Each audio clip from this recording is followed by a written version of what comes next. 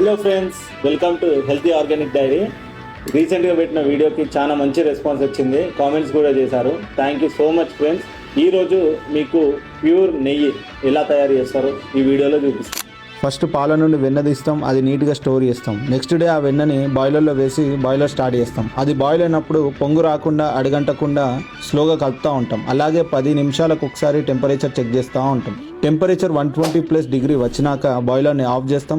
అప్పుడు మన HOD special and important ingredient కళ్యామాకు ప్లస్ తమలపాకు అందులో యాడ్ చేస్తాం. వీటిని వేయడం వల్ల మన గీకి మంచి స్మెల్ అండ్ టేస్ట్ వస్తుంది. రెడీ అయిన గీని ఒక కంటైనర్లో ఫిల్టర్ చేస్తాం. దాన్ని రూమ్ టెంపరేచర్ వచ్చే వరకు పక్కకు పెట్టేస్తాం. Then our ghee is ready. వేడి వేడి అన్నంలో మామిడికాయ తొక్కేసుకొని ఈ నెయ్యి 2 డ్రాపులు వేసుకొని తింటే కిరాక్ ఉంటుంది.